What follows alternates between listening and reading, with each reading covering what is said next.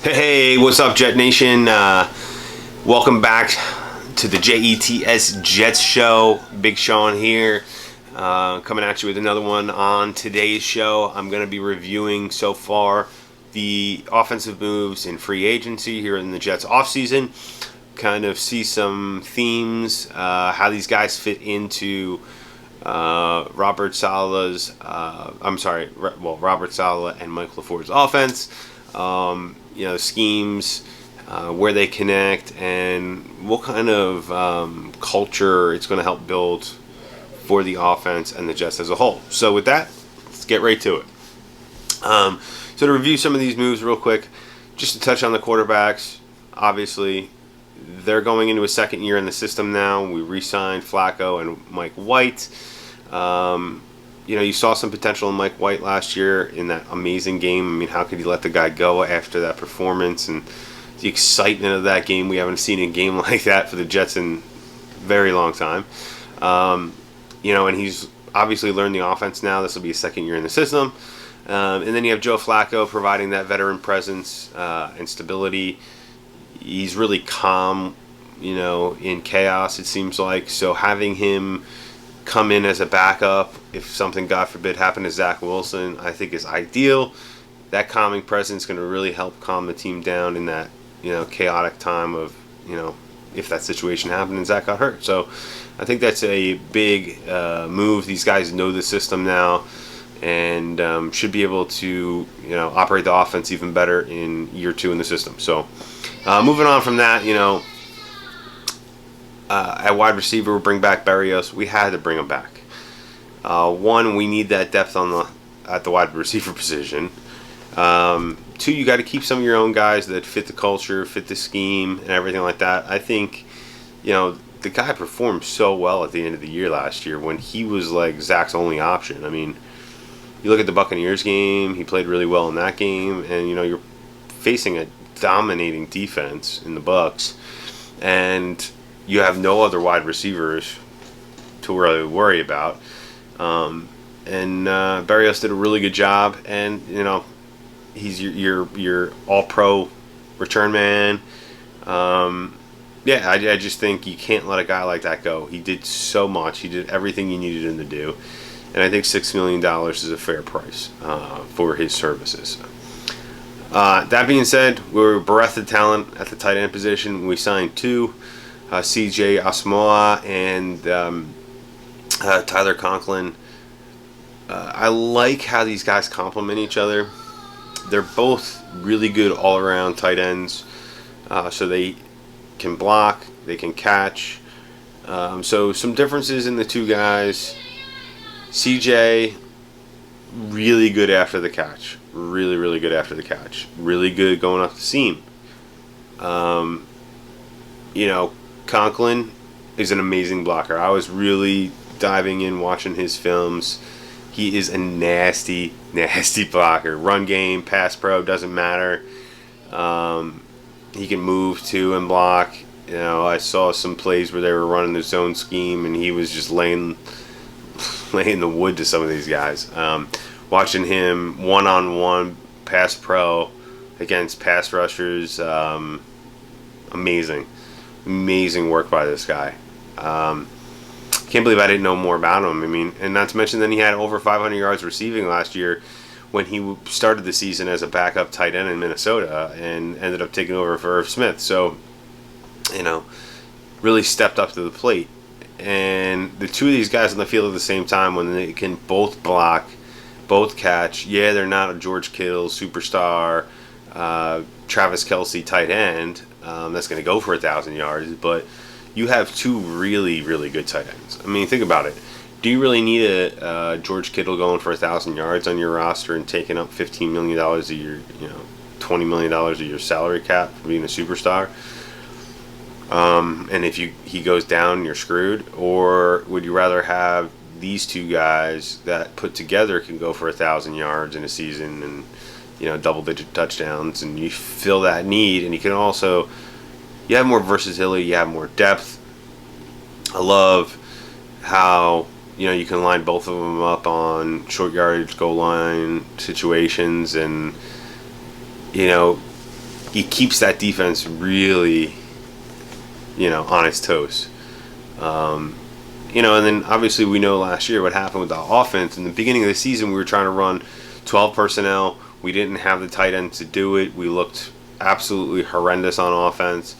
And Mike LaFleur had to switch the offensive scheme around a little bit, run less 12 personnel because he didn't have the personnel to run that offense. And then that's when the Jets' offense definitely picked up a lot and improved in the second half of the season. So, I think he wants to run with that 12 personnel a lot. Run the ball, play action out of that, do some misdirection stuff. Bootlegs where the tight ends sneak out the opposite side of the formation. And those guys are really the perfect fits for that. One thing, I noticed from the move of Conklin, and then the move that we're going to talk about next, which is the Lincoln Tomlinson move, is these are nasty physical guys. You can see that they're trying to build a culture around that nasty physical offense. They needed a little more physicality. You didn't see that last year, especially out of some of those offensive linemen. And I think that's why they were looking at Jensen in free agency, Ryan Jensen, before he re-signed with the Bucs, because he brings a nastiness. He brings that level of toughness and veracity to that offensive line that I think the Jets were missing. So you can see clearly with some of these moves that Joe Douglas is making that he's trying to build that culture around that physicality, toughness. I think that's awesome. We haven't had that since really Rex was here. So have a bravado almost to them. Not cocky, confident, and I think that's important.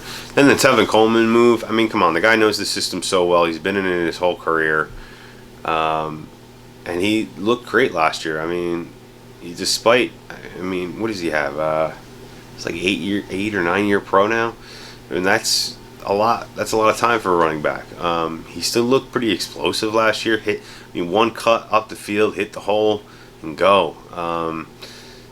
And I think it's great. I think they'll address another running back in the draft to complement Michael Carter, but having Tevin Coleman, I think, is a perfect way to fill out that running back room, because if either of those two guys go down, Tevin Coleman's a perfect backup to step in and share the load with Michael Carter or the new running back if, God forbid, Michael Carter got injured or something like that. So, and especially getting him for $1.5 million, I mean, no brainer right there. These are the depth pieces that are really going to make this roster that much better. I mean, you saw how important it is to have depth last year when we had so many injuries. So, we were trotting guys out there that I've never heard of in the second half of the season. So, I think that's definitely something important. Moving forward and continuing to build this offense, I do look at 3 positions still in free agency. Wide receiver, a veteran wide receiver to give them some more depth, because you don't know what you're getting from Jeff Smith. Don't know what you're going to be getting from Denzel Mims, obviously. So that leaves you with Berrios, Moore, and Davis, which they're all really good, solid wide receivers. I think Elijah Moore is going to have a huge year this coming year. I think Corey Davis is going to be a little more solid second year in the offense, and with a Zach Wilson, that's going to take us a big step in his second year. But I still think, I know we're going to draft one. I know that's the answer to wide receiver 1, but we still need another piece besides that person. You can't rely on a rookie to be your end-all, be-all and run your whole passing game through them as a rookie. So, a guy I'm looking at, maybe like a Will Fuller, that can complement the other receivers and can really stretch the field.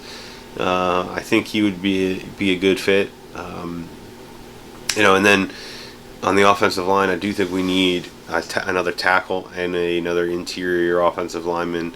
I mean, I would bring LDT back, maybe a $2 million, $2.5 million 1-year deal, and then maybe bringing a guy like a Brandon Shell in as a third tackle. I've heard somebody talk about Riley Reif as a third tackle. A little rich for my blood, I think. And then, I'm drawing a blank on the guy's name. Offensive tackle, his first name, I don't remember. Lucas is his last name. Would be a good solid backup third tackle for the Jets offensive line as well. We need some more depth there. We saw what happened last year when Becton went out. Thank gosh we had Morgan Moses, or else we would have been really in a lot of trouble. So we just need another depth piece there. And I think that would round it out for free agency, and then you'd be looking into the draft.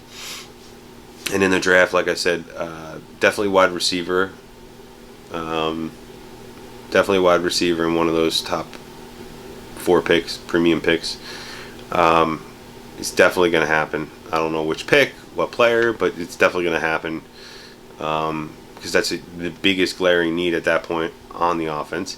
I do look for like the 3rd round pick, or maybe one of the 4th round picks used on a running back, like a Tyler Allier, Zach Wilson's running back companion from BYU, or even Rashad White. I know the Jets liked him a lot at the Senior Bowl, so he'd be another great addition and option that would complement Michael Carter really well on the offense. So that's what I'm looking at. We're going to do a mock draft in a few days on the show, and that's going to be a lot of fun. I've already prepared some stuff for that, so looking forward to that. I'll get a little bit more into the draft, and you can see some of my philosophies and how I look at the team, the holes, the needs, and kind of take into account what Joe D, or I think Joe D, is looking at. So with that, guys, it was a lot of fun being with you here. I'll see you on the next show.